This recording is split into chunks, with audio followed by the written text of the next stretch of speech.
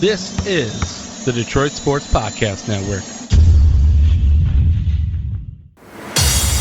What's up, Detroit sports fans? Welcome to the Fan Report, a show made by fans for fans, powered by the Detroit Sports Podcast Network. I'm Nick, and with me is Anders going to give us this week's topics. Oh, we finally had some free agency moves with the Lions. It's the Fan Report. Okay, all right. I guess that means that there's just really not a ton going on that's worthy of talking about in Pistons land. Okay, let me take that back. There is plenty to talk about with the Pistons. Obviously, we have March and the NCAA tournament coming up that the Pistons are going to be keeping a close eye on, especially their scouting 100%. Scouting team. I do want to start off with the Lions, though, today. And by that, I want to come out onto these airwaves and apologize to Brad Holmes.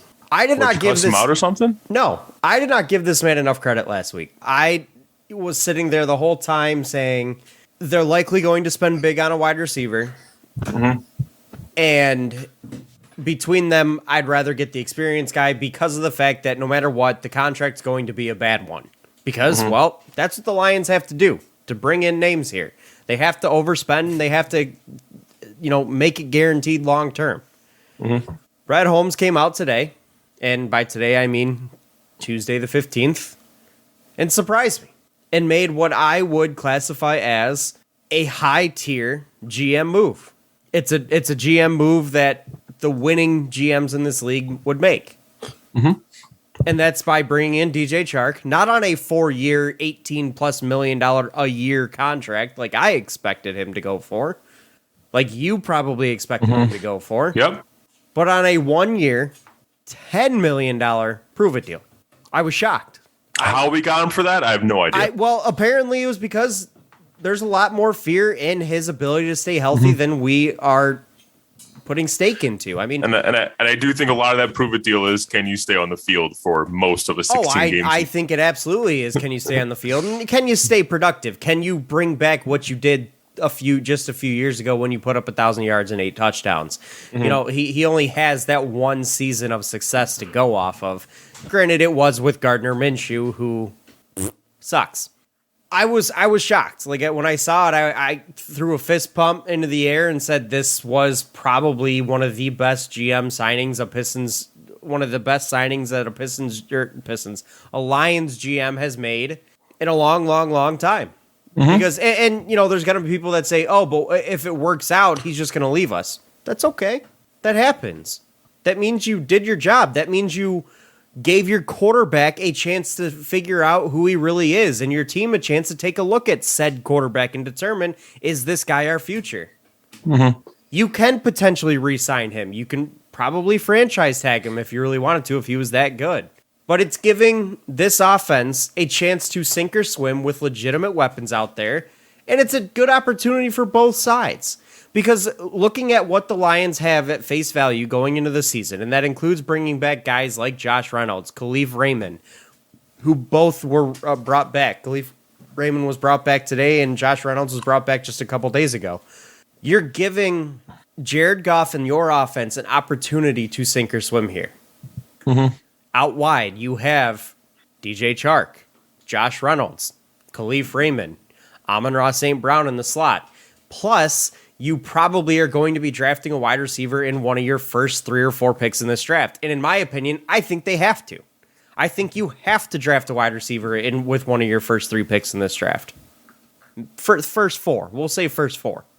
I think you should, and I think you have to. Because, one, if DJ Chark is great and leaves, well, this next guy probably is going to be pretty good too, hopefully anyways, and he steps up into that wide receiver 1 role.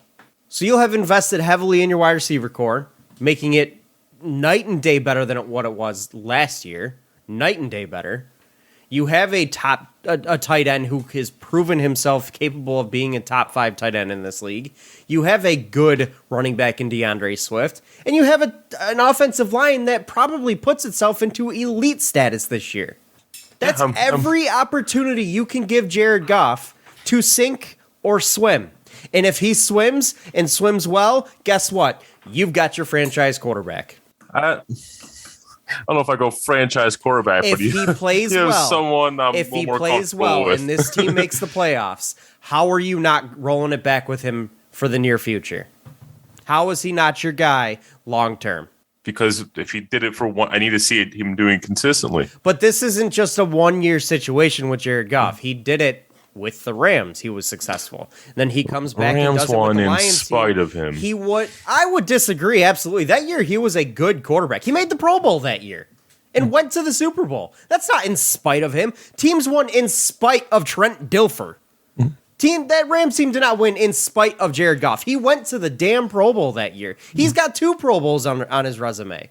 Like, Jared Goff at one point in his career was a good quarterback for the LA Rams. Yeah, did it fall off? Yes, absolutely, in a big way. But he also fell out of favor with Sean McVay, who's very picky, he's a bit of an odd duck. But I absolutely think if Jared Goff puts up a good season this year and this team vastly exceeds expectations, because I'll bet you right now that the win-loss total coming into the year is probably going to be hovering around 5.5 to 6.5 wins. This team goes out and wins 10, 11 games, make the playoffs, maybe even wins the division. Guess what? Jared Goff's a big reason for that. A huge reason for that.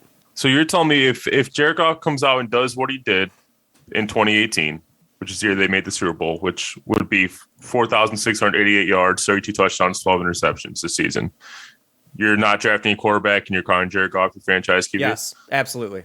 Because right now, how many seasons did Matthew Stafford have better than that? 3? 4? Quite a few. I would disagree with you.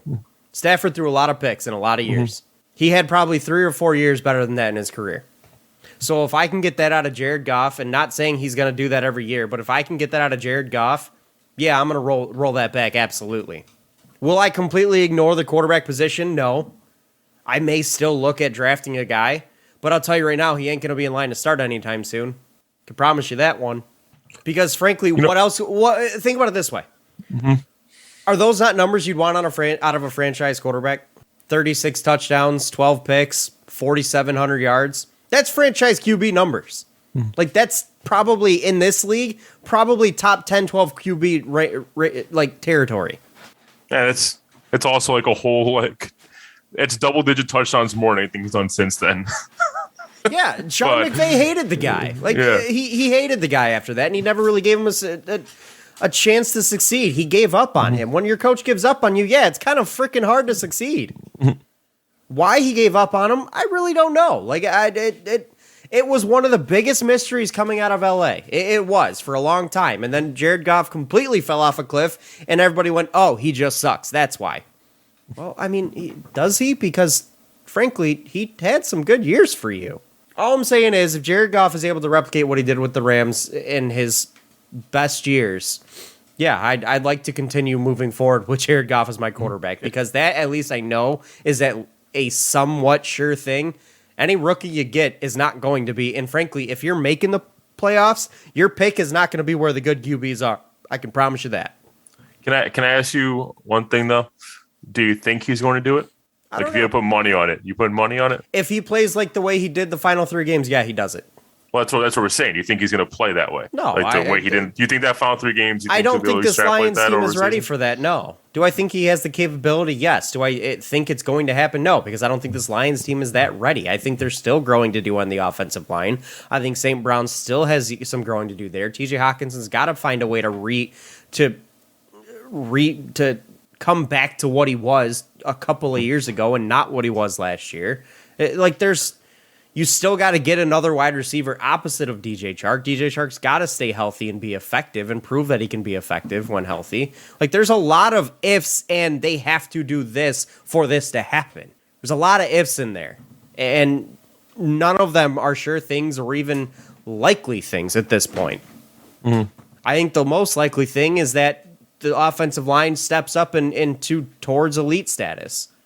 DeAndre Swift's got to step up his game as well. There's every single player for that to happen has to step up to a level they either haven't seen before and are just meeting expectations, or are coming back to a level that we haven't seen them at in a couple of years. So no, I don't think it's going to happen, but it could. All of these guys are capable. You just got to make it happen. You just got to see it through. Now, here's my question for you, too. This one threw me off a little bit. What did you see in Tim Boyle last year for the Lions to bring him back? Nothing. Nothing. I didn't understand it to begin with. I mean, it is only a 1-year deal, so we're not stuck with this guy long term. Maybe they just like him. I don't know. Like, I'll be straight with you. There is nothing I've ever seen Tim Boyle do on a football field that tells me he should be in the NFL, whether it be in college or not, or in the pros. He has never done something on a football field that says this guy's an NFL quarterback, at least in my opinion, because it wasn't even good in college. Yeah. I was very confused when I saw that. I was like, I feel like we could have signed anybody, and they probably would have been better than Tim Boyle. They did make some other moves that were on the defensive side of the ball. Quite a few moves on the defensive side of the ball, actually. They decided to cut Trey Flowers. Huge cap savings there. I actually praised the move in a big way. He wasn't doing anything here. It just didn't work out. That's okay. It saves a ton of cap space for us to do something with, and I like that. Smart Re-signed move. Tracy Walker. They re-signed Tracy Walker. Yup, 3-year deal. He's a guy I liked. I won't lie. I like Tracy Walker. I was glad to see him come back. Now they got to find a safety opposite of him. Bringing back pass rusher Charles Harris on a 2-year deal. You can never have too many pass rushers. I'm a huge believer in that. So bringing a guy back who's seemingly productive, I have no issues with it. You still got to get a top-tier guy on that starting rotation, though, to go opposite of Romeo Okwara. They did also bring back linebacker Alex Anzalone, safety Jalen Elliott, linebacker Sean Dion Hamilton, and safety CJ Moore. Most of those guys are rotational guys. I don't have any issues bringing them back. I don't think any of them are going to step up into a starting type role or be a big factor with this defense, but you need your rotation guys. Obviously, especially in this league where next man up is extremely important. Any thoughts on any of the re-signings or cuts? I agree. I was actually kind of surprised by the Tracy Walker re-signing. Not that I didn't think we wanted him. I just thought that someone was going to outbid him for us. Outbid us for him. Sorry. I do fully believe though that re-signed Tracy Walker. I feel like probably took us out of the running for Marcus Williams, and he ended up going to Baltimore. I do wonder if we hadn't made the move on Tracy, if we would have been targeting Marcus Williams or not.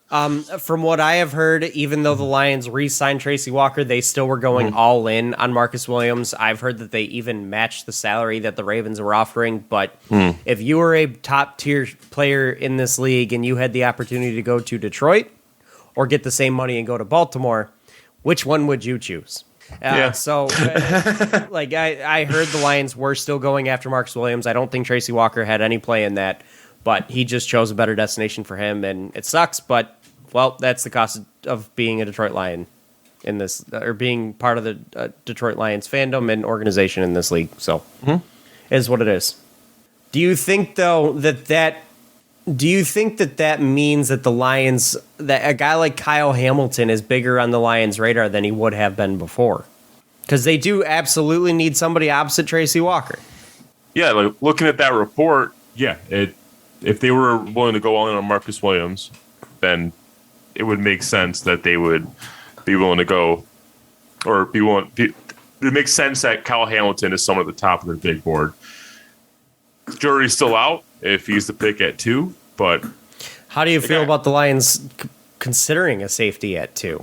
In general, I'm always hesitant to take a guy in the secondary that high. I mean, we had the same discussion with what's his face, Okuda.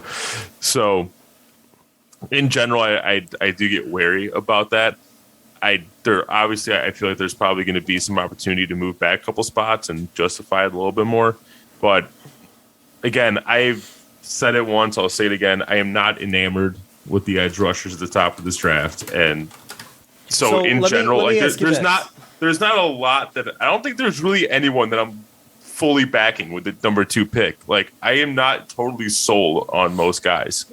What if the guys I like, I'd be reaching for. What if the Giants came a calling and said, "We'll give you 5 and 7 for number 2."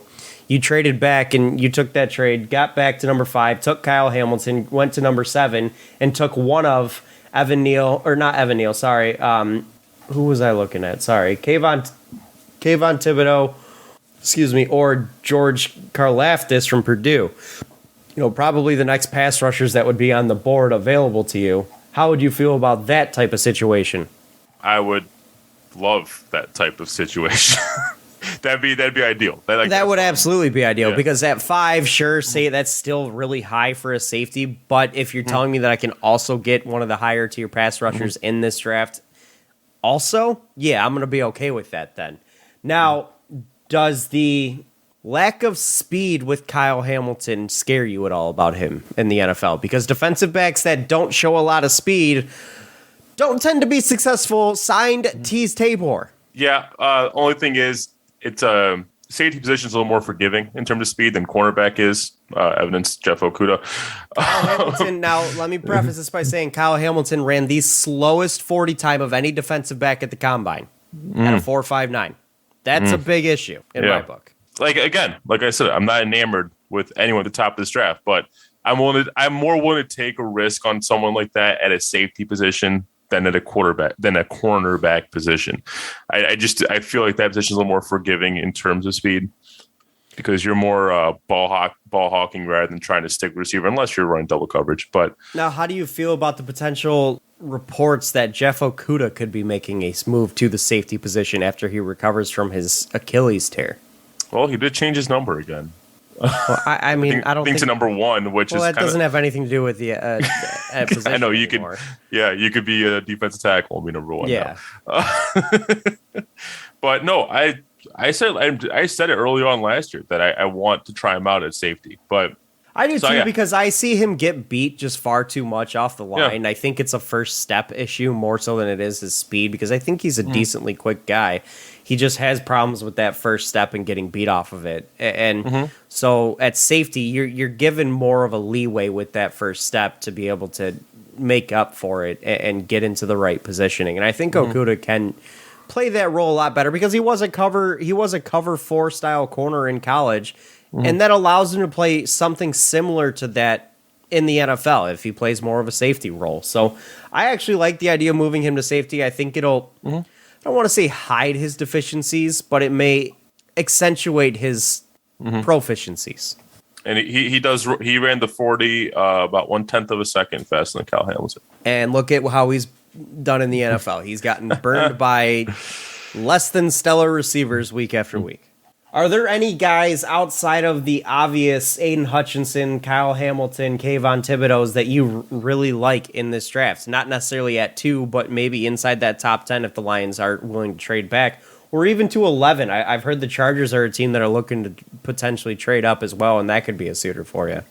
If you're going back to like that 10-11 spot, then guys like Drake London, Garrett Wilson are in play. I do kind of prefer to wait till our back of the first round draft pick. I personally don't want a receiver with their first pick. I would be absolutely upset with that. I'm just saying, if you're really like we were talking last week, if you're really sold on the guy like Drake London, you might have to pull the trigger there rather than wait till 32. Sorry.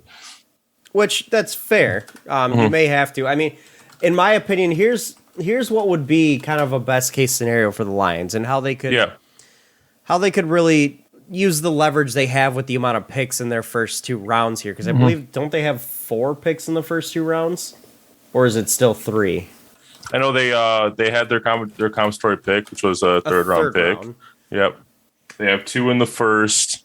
No, they have at least 1 second. I couldn't tell you. They have their second, which is the second overall pick in the second round. Okay. So they have 3 picks in the first 34 picks available. If I'm the Lions, I'm potentially trying to utilize 32 and that second overall and that 34 pick to maybe move up into the mid-teens somewhere to maybe get one of those wide receivers, especially if there's a guy that you're really enamored with there. If you want to get one of those top-tier receivers, that's where you do it, or that's how you do it. Now, I still would prefer them keep those 2 picks, 32 and 34, just because there's still a lot of holes in this team that can be filled with those 2 picks.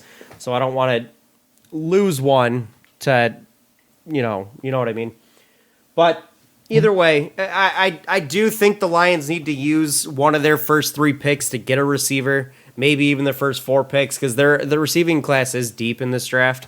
But I wouldn't hate the Lions grabbing a receiver at 32, but anything inside the top 15, I'd be pretty upset with them taking a receiver there, personally. What about targeting? So instead of taking one of the edge rushers at the top, what about targeting the edge rusher at Purdue, George Karlaftis, at that spot? It's not too far off from where he's projected to go. I like George Karlaftis quite a bit. Or the other name that I like at that kind of in that range is the pass rusher from Georgia, Trayvon Walker. He's another guy that has a lot of ability. You could make an argument with Trayvon Walker that he was a product of the line he played alongside. I mean, there's a lot of studs that were on that line, but Trayvon Walker was a big time playmaker, really effective pass rusher, and George Karlaftis also was a really good edge rusher as well. So I like both of those guys quite a bit. I think Trayvon Walker probably even has a higher ceiling. There's just more risk there. Yeah, I think there's just a little bit more risk there. Plus, Trayvon Walker may not, because of his size, may not necessarily. Well, I guess he's kind of the same size as George Karlaftis, but he may slate in as more of a 3-tech, a down defensive end, and a 3-4 more so than a 4-3. But aren't the Lions playing a 3-4 now? I can't remember if they are or not. So maybe that would be a good position for him to be. But either way, I like both those guys quite a bit. One guy that I know we talked about, and I know we talked about him last week, was Jordan Davis. And I've kind of pumped the brakes quite a bit on him just by looking at his numbers at Georgia. There's just a lot of sizzle and no steak with Jordan Davis. Like the stats just didn't show he was as dominant as people make him out to be, or how dominant he looked at the combine. He just may be a little bit of a workout hero. Jordan Davis is a play to just bolster your run stopping ability. That's what it like. Right, he'd be a lineman that would be there to stop the run, which you don't take that at number 2. I'm sorry, you don't take that at number 2. You want to take that at 10 or 11, sure, that's a little bit different. Even that might even be a little bit of a reach, but at 2, well, like going back to the scenario you posed like last week when you were talking about taking Jordan Davis and what was it?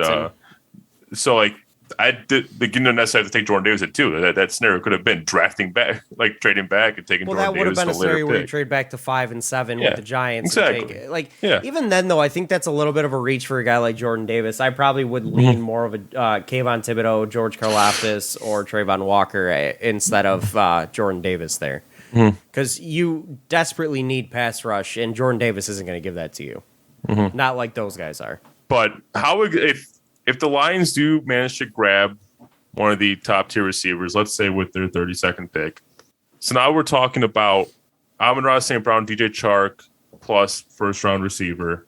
Yeah, that's your starting 3. A fantastic O-line. That's your starting 3. TJ Hawkinson is your starting tight end. You have DeAndre Swift out of the backfield. Like my own personal question mark would be the quarterback. I know you're a bit higher on Goff than I am, but just in general, don't get it twisted. I don't believe Jared Goff can be that guy. I just think I can't say that he's definitely not going to be. He's going to have all the pieces for him to succeed. Yeah. I don't think he can do it though. That's what I'm trying to say. Is like that's my only question mark left on this offense. Outside of obviously our wide receiver pickups pan out, but just in general, is that enough to get you really excited about this offense? Yeah, it honestly is, because we've seen Jared Goff perform with, in all honesty, lesser talent. Like he didn't have all those weapons when he was performing well with LA. He had some good teammates and good players, but this would be a lot of good talent around him. Like a lot. Like a top tier offensive line, so he's not running for his life. A good running back in DeAndre Swift, and probably a deep backfield with some of the other guys they have there. A good tight end, good to great tight end in TJ Hawkinson. Then the receiving group would be excellent, in my opinion. That's every chance for Jared Goff to succeed. Like there's no question marks there. Like you can, for this past year, you could absolutely give Jared Goff a pass that it wasn't just how bad he is. That whole offense was bad. Like he had no weapons around him. And then when one weapon finally started showing up, so did Jared Goff. So this year you'd get rid of any pass for Jared Goff to have. Like he wouldn't have a pass anymore. It's either sink or swim for him. Yeah. So I would be excited about the offense because this is the best opportunity Jared Goff will have had to succeed since his Pro Bowl years with the Rams. But at the same time, I don't think this offense will succeed without Jared Goff succeeding. So there's kind of a catch-22 there. If Jared Goff is bad, this offense will be bad. And there's no, like, Trent Dilfer, Brad Johnson type scenario, which that's some disrespect to Brad Johnson, but there's no Trent Dilfer type scenario where this team can still succeed despite only having a mediocre game manager at quarterback. Jared Goff has to be good for this offense to be good. And there's no question about that. But yeah, I mean, I would be excited, wouldn't you? Yeah. No, I am on board. Like, just the DJ Chark signing got me considerably more excited than I was about this offense, and the idea of targeting a receiver still in the first round, again, preferably late first round, but in the first round, I think you just have a lot of weapons on this offense, and you're bolstered up in the trenches. Like, the foundation is there in terms of the offensive line. So, yeah, Jared Goff has all the pieces he needs at that point to at least make some noise and convince me a little bit. So, which, honestly, and here's kind of a little bit of an under the radar type of move that the Lions could make with their draft. We've seen how much emphasis they put on developing the offensive line and building from the trenches out on the offensive side of the ball. What if Brad Holmes comes out in this draft and takes a defensive lineman, whether it be a pass rush or a guy in the middle to shore up that D line and builds from the trenches out there?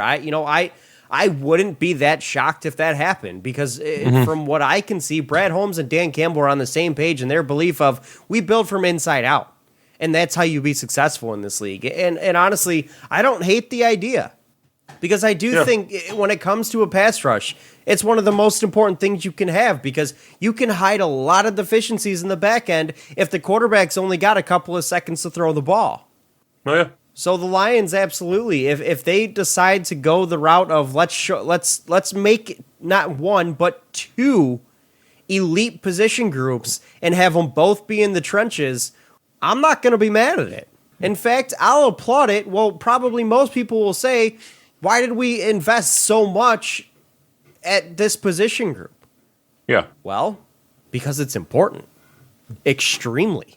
I'll tell you right now, if the Lions don't take a receiver in the first 3 rounds of this draft or the first 2 rounds of this draft, there's going to be a lot of fans that are going to be pissed off saying, we needed another receiver, why didn't we take one? I mean, I think I'd be one of them. And this is like one of the few times where I can say that. Normally, I'm all out. I'm not entirely disagreeing with you, but if it meant that they went heavy on D-line and tried to make that D-line elite, I'm not going to be that mad. I'm really not. Because I've said it for years on this podcast, going back to the live show, how you win in the NFL is you find ways to make at least one position group on each side of the ball elite. Look at the championship winning teams throughout the recent history. Every single one of them had at least 1 or 2 elite tier position groups, and the rest of them, they figured it out with. If the Lions want to win, become elite somewhere. Yeah. And I'll tell you, a really good spot to start is in that pass rush. A really good spot to start is in that pass rush. Because you've done good on the offensive side of the ball with the offensive line, because you're going to have a better run game. You're going to have a better passing game. You've given Goff more time to throw the ball, and you've given him some weapons to play with, and some good weapons to play with. But it starts with that O-line.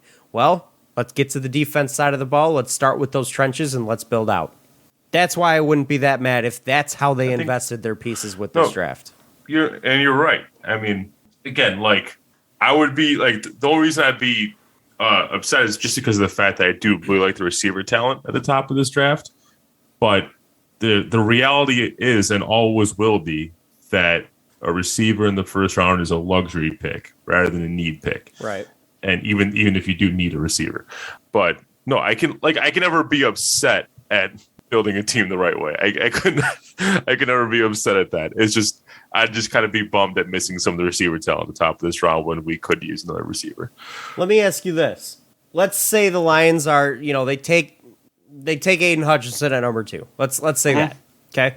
Or they, whatever. But anyways, they're sitting at 32. The pick on the board right now is like 21. All of the receivers by the names of Treylon Burks, Drake London, Jamison Williams, Garrett Wilson, all off the board. So your next best receiver is probably Chris Olave. Yeah, probably Chris Olave or Jahan Dotson from Penn State, who's in all reality a second-round talent. You're the Lions sitting at 32, and Jordan Davis is still available. Would you be mad at the Lions straight up to go get him, even though they drafted Aiden Hutchinson and pass on a receiver? Or a Nakobe Dean, a linebacker from Georgia, if he's available?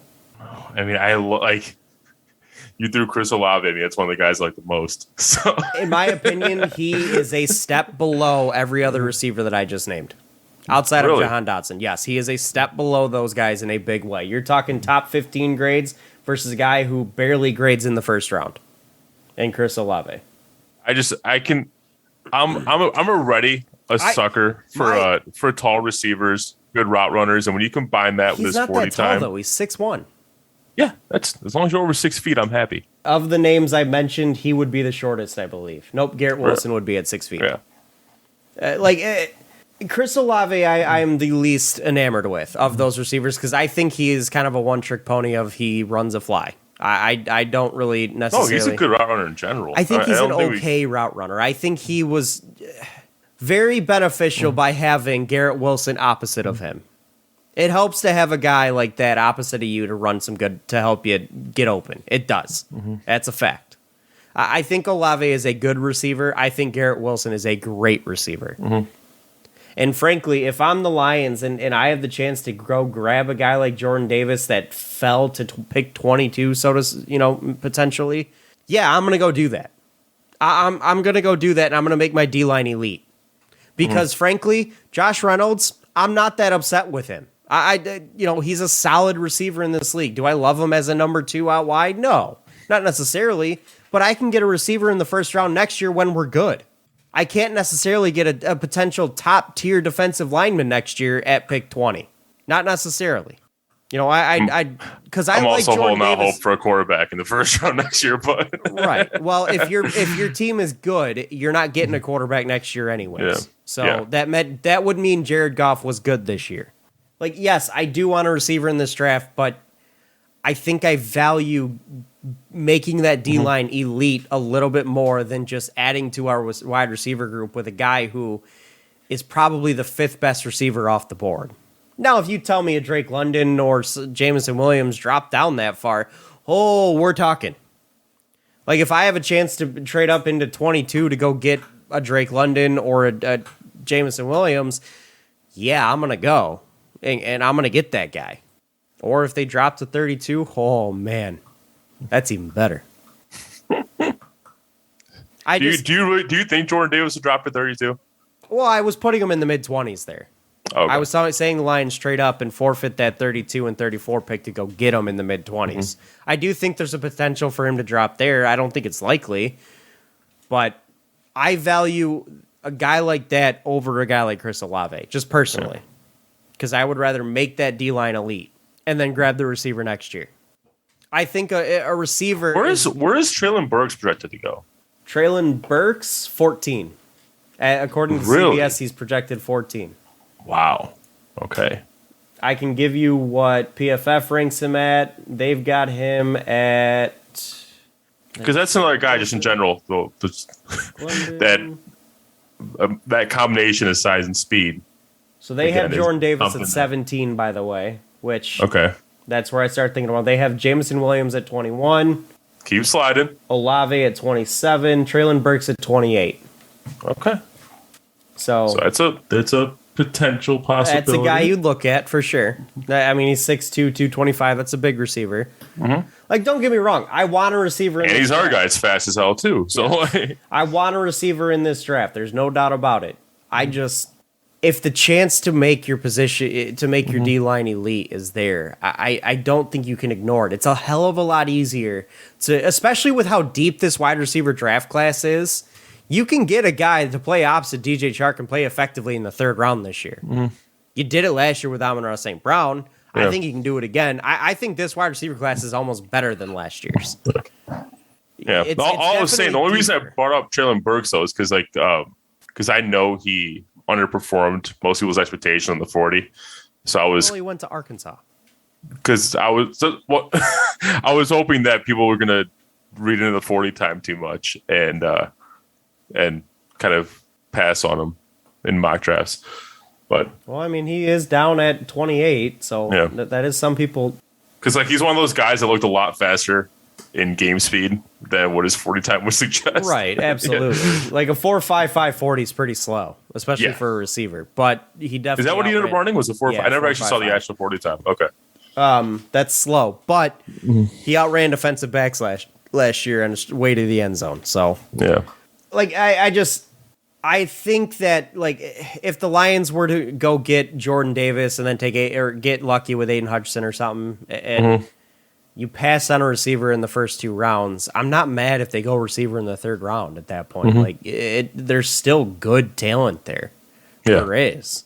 That's a fact. And frankly, if you really wanted to talk, like, I just think receiver is a position that is easier to grab and just put a guy in there and have him be successful at any draft than a guy who can be on the elite on the defensive line. Like, I think it's harder to fill a defensive line hole than it is a wide receiver hole in this league. You see how much more enamored we seem to be with the back half of the first round guys than we are with the top half of the first round guys? What, with the receivers? No, because I always just in general. Because like I was saying at the beginning of this episode, I was like, I'm just not too enamored with the guys that are projected to go in the top 5. We've been talking about the guys going in the teens, the 20s for a while.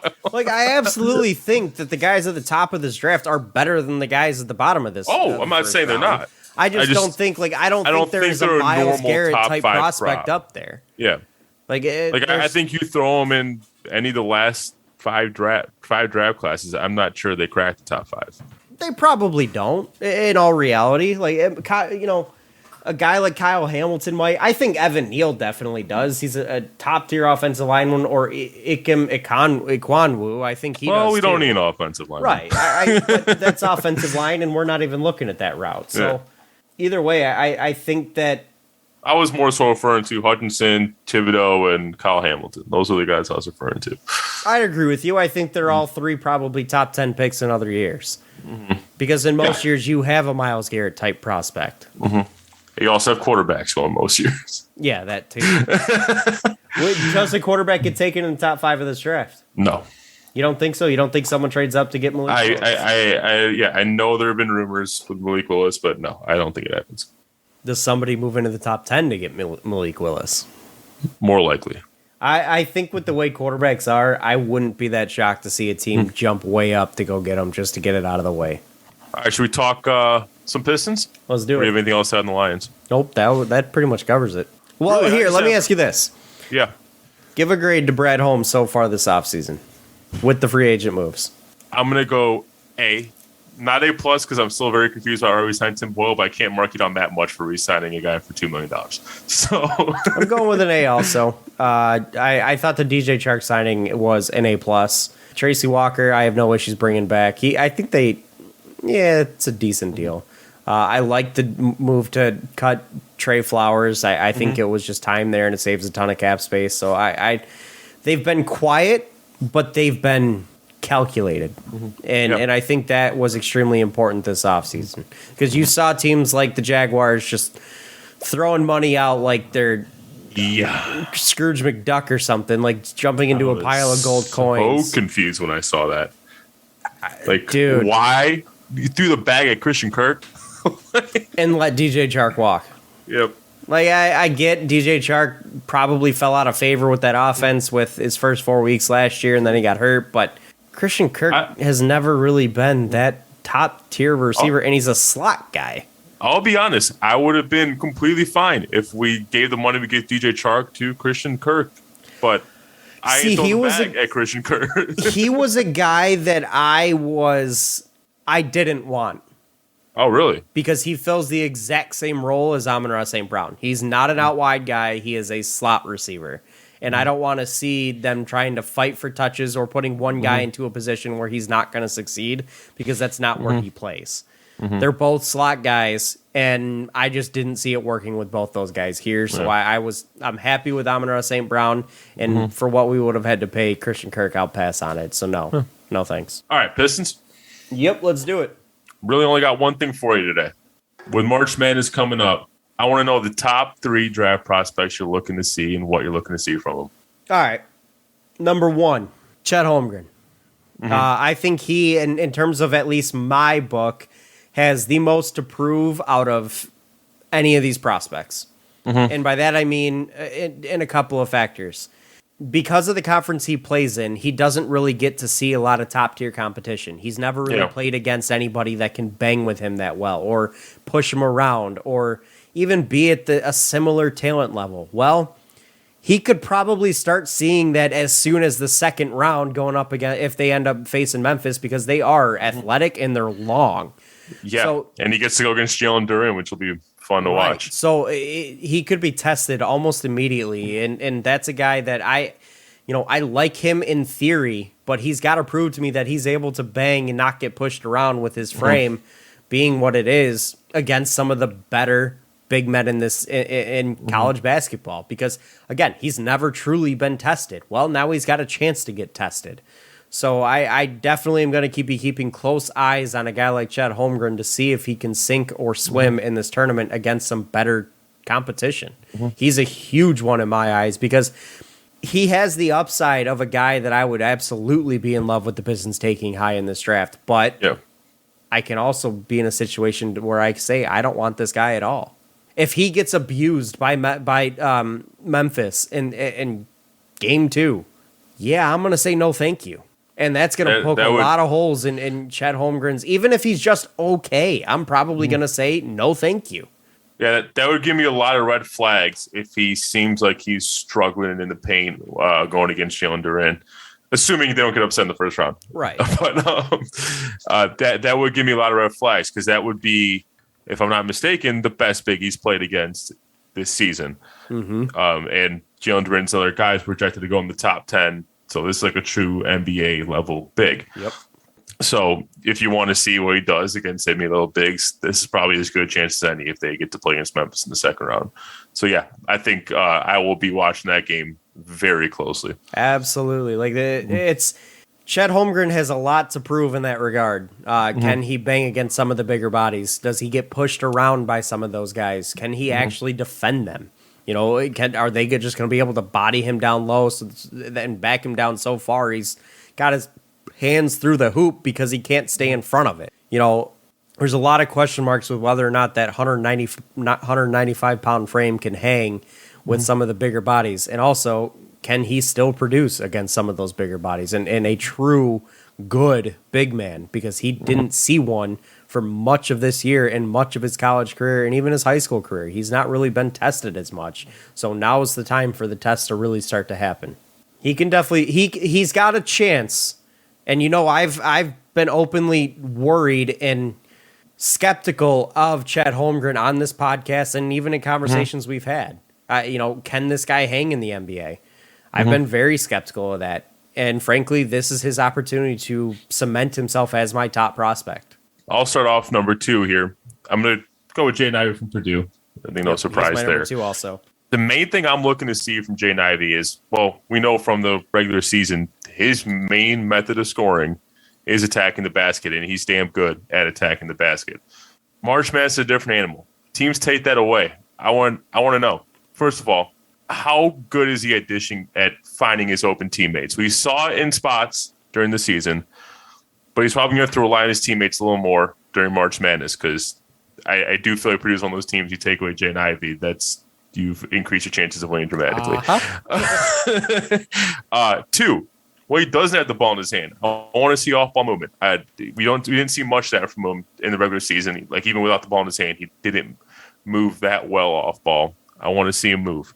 And 3, he has shown an ability to be a catch and shoot type guy, though. That's what I want to see. That's the third thing is I want to see catch and shoot percentages. He shot below 30% on catch and shoot. He had games where he was efficient. I thought he was a lot better catch and shoot than that. A lot of the scouts I've seen on him say he's a good catch and shoot type guy. In spots. I believe his percentage was 29%. On catch and shoot threes as opposed to 37% in total from 3-point range, which in general, his 3-point shooting has improved dramatically from his first season. Yes. So I wanted to see Because if I can at least see that he can knock down a catch and shoot jumper consistently. Now, I don't know how many opportunities he's going to get to do that, just the makeup of that team in general. I don't know how many opportunities he'll get, but if I can see he can knock down a catch and shoot jumper consistently against March Madness competition, I'm going to be a lot more comfortable about putting him alongside Cade Cunningham. So I'm going to go a different route with Jaden Ivey than what you are. Yes, I agree with every single one of your points. I am going to look for Jaden Ivey to have a performance of the decade in this tournament. And by that, I mean, I'm looking for him to be a guy that can take over and be the guy, be a dominant player in big spots, because that's exactly what the Pistons are going to ask him to do. Because yes, they have Cade, but they also need an alpha to go alongside him. Look at all. And he did. Sorry, I interrupted you. No, go ahead. I was going to say he did do that in the first round last year, but yeah. You want to see it. That was the first time I even heard. Right, I want to see it consistently. And you look at the top teams in the NBA; they've got two guys that can do that. The Nets have KD and Kyrie. The Sixers have Embiid and James Harden. Like, the top teams in the league have multiple guys that can be the guy to take over the game when it counts. And so Jaden Ivey will be asked to be that guy with the Pistons if we end up in a spot to take him. So I need to see that he's able to do that. I want to see a Carson Edwards-esque performance out of him in this tournament, because that's the type of guy the Pistons would need. They need a guy who can just say, get behind me and get out of my way. I'm taking this damn game over. Because that's the type of guy I want to see the Pistons have alongside Cade Cunningham. 100% need that. You're 100% right about that. The only worry I have there is because it's like the same thing with what our worry was with Jeremy Grant. Like, we have guys who need the basketball. You know, Sadiq is showing now more willingness to be a passer, but in general, Sadiq has naturally been a guy that needed his ball in his hand to score. Cade Cunningham, I just want the ball in his hands because I love him as a facilitator and love the way he just runs a tempo with the offense. So I just that was my only worry was, can we get a guy that, yes, can take over a game, but can also be effective while taking a step back if he has to. I'm going to disagree with you here. I think if those guys can't coexist with a guy who can take over the game, and I'm talking Cade and Sadiq, then I don't want him here. And that's anybody. Well, that's what I'm saying. Like, Sadiq has been showing that now. He's been putting up 5-6 assists a game now. Like, he's been showing that he doesn't disappear from games if he's not taking shots. Because kind of frankly, all the championship winning teams have at least two guys that are that guy that take over games. Look at the Warriors dynasty. Steph, Clay, KD. They all took over games in their spots. And the other ones didn't fade. And I want to see the ball in Cade's hands. But if Jaden Ivey's having a damn good game and he's saying, get out of my way, then Cade better be willing to get out of the way. Oh, yeah, no, I fully agree. But I'm just saying, if someone else is having a takeover game, is Jaden Ivey going to disappear? That's my question. And I don't think he will. Like, good players don't disappear. Yeah. Let's be real. Great players don't disappear. Steph didn't disappear when KD was taken over, and vice versa. Great players don't disappear just because the other teammate's having a great game. And I think the same would be true for Cade. I don't think he would disappear if Jaden Ivey's having a great game. And just like that, I would say the vice versa would be true. If Cade's having a great game, I don't think Jaden Ivey disappears. We already know Cade can be effective without taking shots. We've seen that. If he's that great of a player, then he's got to be able to not disappear. And frankly, if he's a great player, which I think he is, and I think he's got an opportunity to prove by putting up a Carson Edwards type March performance, he is a great player. And I would want him alongside a guy like Cade and Sadiq. Who's your third? I was gonna toss it back to you, or I'll take third again. No, I can take it. I'm going off the wall here. Okay. It's not going to be one that people would expect me to take because I feel like you're going to say the other name that I have in my head anyways. I'm going to go with a guy who I think has the most to gain by a stellar performance in the tournament. And I mean by far the most to gain. I'm talking Kofi Coburn from Illinois. Kofi Coburn. A guy who is potentially the Big Ten Player of the Year, has, for all intents and purposes, dominated as a big man in the Big Ten this year on a good team, and is really getting no love in the mocks. He's, I believe, ranked as an undrafted or late second-round pick in most mocks. I think if this guy comes out and dominates the tournament like he's done much of the year, he could potentially launch himself into the first round, maybe even a lottery.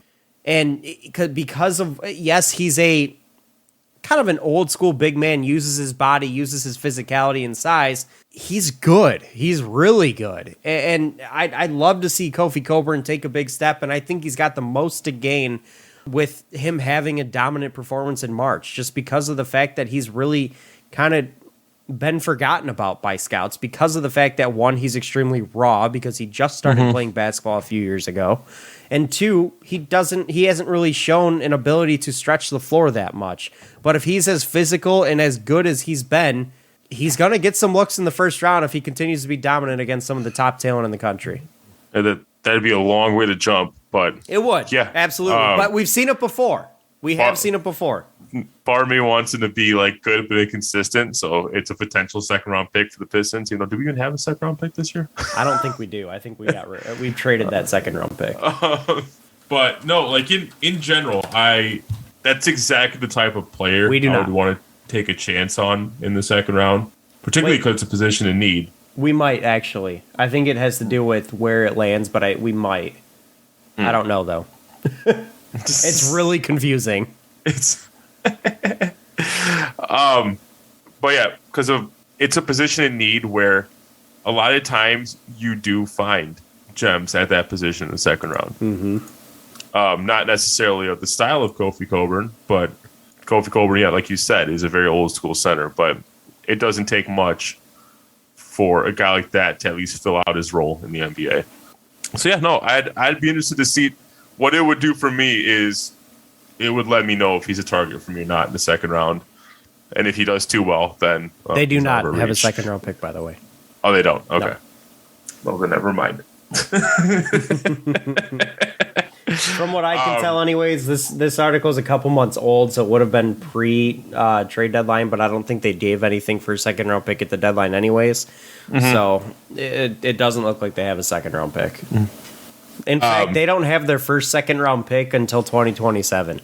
Like, wow. Next year they have either Cleveland or Golden State second round pick. The year after they have either Sacramento and either Washington or Memphis's. In 2025 they have Golden State's or Washington's. In 2026 they don't have one. Like, they don't have a second round pick for a while. Wasn't there... I'm blanking on what this trade was, but wasn't there a trade that Troy Weaver made not too long ago where we netted 4 second round picks out of the deal? That was the Golden State or Memphis one, I think, where we have, like, we don't own our own second round pick for a while. Like, we have other teams. Is what I was saying. I thought you were saying, like, we don't take in the second round in general for a while.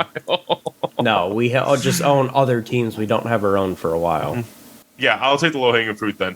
For the number 3 guy I'm looking at is Jabari Smith, and I feel like just from watching the season, we already kind of know who Jabari Smith is at this point. The question I'm going to have is, can he keep, like, he's shooting 43% from 3, which is insane for a guy his size. As the days go on, I slowly lose hope of him potentially developing an interior game like I was hoping. But I just want to see, in high-pressure situations like March Madness, can Jabari Smith show up? He is averaging 1.2 points per possession when he gets the ball with 4 or fewer seconds on the shot clock. So it looks like he has a bit of that clutch scene.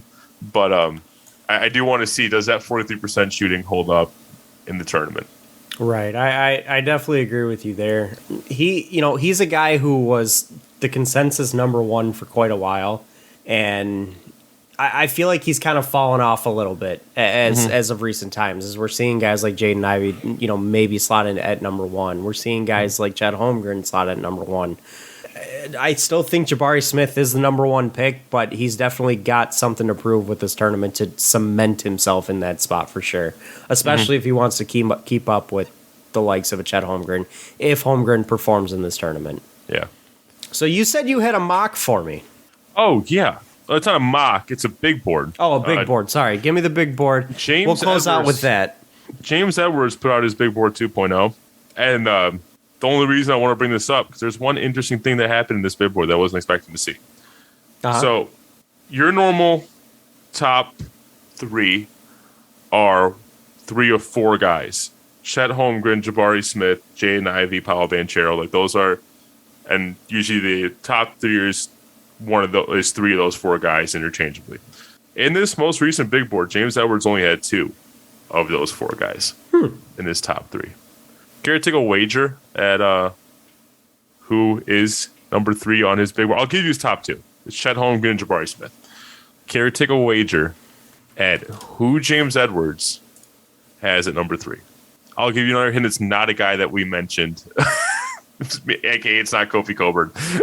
Right. I wasn't expecting it to be Coburn. Again, he's got a lot to prove. I know.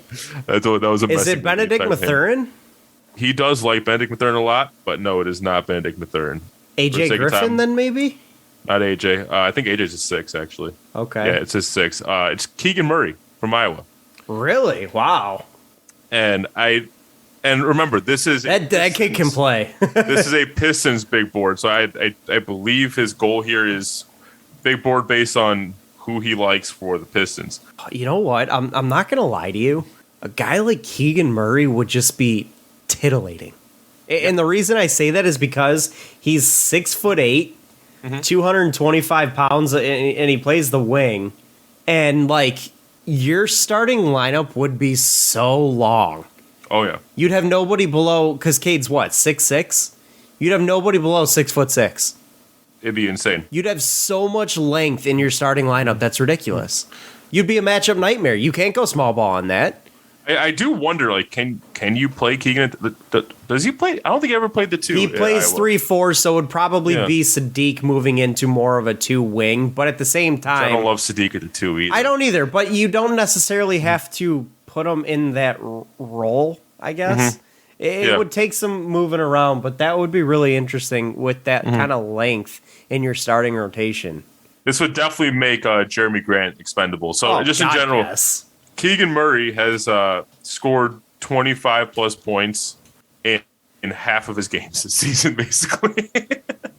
He's basically a more efficient Jeremy Grant. He's shooting like 40% from 3, 56% from the field. So, like, yeah, you get someone like Keegan Murray that makes Jeremy Grant all the more expendable and makes your team younger hopefully without sacrificing any talent. I do like Keegan Murray a lot. The only hesitation is I do feel you have to move some things around and make that fit work. That's all. Right, and I'm not disagreeing with you. It does lend me to believe maybe the Pistons would be willing to go and make a splash in free agency at the 2 guard. Where they'd be going with that, I don't know. But they could go that route and make a splash in free agency to fill that hole. But then that would absolutely make Jeremy Grant expendable. That would probably mean that they're going to trade him in the offseason here, which... Frankly, if that netted me another first-round pick, especially if it was a lottery pick, ooh, man. It's so interesting. There's so many ways the Pistons could go at the top of this draft. Obviously, depending on where they land, but there's so many ways they can go. Yeah. Oh, absolutely. Like, I would honestly, like, what if the Pistons traded Jeremy Grant, got pick, 16, and drafted a guy like Shaedon Sharpe at 16? I mean... risky, but at 16, I'll take that risk. Yeah, I would too. And you can even argue, like, at that range, you actually might be just outside the range of Ty Washington out of Kentucky. I think you'd be just outside of it unless he dropped. That's another guy that if we didn't land in that top 4, I'd be pretty happy trading back a few spots and just taking Ty and how would you feel about the fit though? Because that would take ball offense running options out of Cade's hands because he is a point guard. Well, he's been playing off ball this year. Samir Wheeler has been playing. Okay. He's been playing the point guard for Kentucky. Okay, well then I don't hate it. Yeah, he's a combo guard. He can do both. But you like him better than Johnny Davis or Blake Wesley? I see a lot of, or even Benedict Mathurin. He's another guy who would fall into that two guard range. I don't like Benedict Mathurin as much as James Edwards likes Benedict Mathurin. I see too much KCP and it gives me PTSD. He is taller than KCP. He's got some more length than KCP does. I also think he's a better shooter than KCP. Like he's actually shooting a little bit worse from outside this year. Almost 38% from outside, but a 39% career 3-point shooter, which is solid at the very least, very solid. He's scoring quite a bit more this year, though, which is something that's intriguing to me. So I think I would say he's better than KCP. I see your similarities there, but I'm not willing to say he's that bad. Plus, I like wings coming out of Arizona. I do. I don't know why. I just do. But to go back to what we were saying, though, you asked me about Johnny Davis. I really like what he provides on the scoring end. I think he could be a very good scoring complement to Cade. You want to talk comparison to KCP? Here's your comparison. NBA DraftNet gives Johnny Davis his NBA comparison. Kentavious Caldwell-Pope. The thing that worries me about Johnny Davis is he's shooting 31.7% from three this year. We don't need any more poor shooting from outside. And last year he was significantly better at 38.9, but also only taking 1.9 a game last year versus this year 4.2. So with the volume going up, he was not very good. So that's what worries. I thought he's taking more. I thought he took like he's taking like 3.5 threes per game this year. This year he's taking 4.2, but he's only making 31.7. Oh, you said 4.2. Yeah. Last year he only took 1.9 and he made 38.9. So when the volume went up, his shooting went down. But just in general, I like the idea of a guy like Johnny Davis opposite Cade, like a guy who has the potential to be a 3-level scorer. I just want to see some other aspects to his game more than just scoring. That was really all I wanted to say about Johnny Davis. That's fair. Yeah. I mean, he is a big-time scorer, averaging 23 points a game this year. So and like and just in general, it's hard to find a guy like this in the draft, like if you're trading back. But like the reason I would probably prefer a guy like Ty Washington to a guy like Johnny Davis is I really do want a guy that can create his own shot. I feel like that's a big weakness from this team is not enough shot creators, and Johnny Davis doesn't exactly fit that, but a guy like Ty or Jaden Ivey, for example, would fit that mold. That's fair. But all right, anything else to add? No. I can't wait to get deeper into NBA draft talk as we figure out where we're I'll be honest with you. I think this year, March Madness, I'm going to be watching the actual individual players more than I ever have. Because I'm going to be looking for guys like Holmgren, like Ivy, like Coburn, or any of the names, Ty Washington, the names we've mentioned too. Although, is Ty playing? I think he is. Yeah, he's playing. Duh. I'm going to be looking at those guys really closely to see, how are they going to fit? How do they play? Are they actually performing in a big spot? More so than I ever have, because I think this draft with the Pistons is really kind of where you almost begin to close the chapter on the rebuild and begin the ascent into competing. Yeah. So, and this is a big one. So I'm going to be looking at pretty closely at guys more so than I usually do compared to how the teams play. So, but anyways, that is going to close it out for this week, guys. Thank you for listening. We will catch you next week. Andrew, thank you for joining me. Thank you to Detroit Sports Podcast, as always. Follow us on Twitter at RealFanReport. We will catch you guys next week. This has been the Fan Reporters by fans. For fans. Thank you guys again. Have a good one. Enjoy your week, and happy St. Patrick's Day. Peace.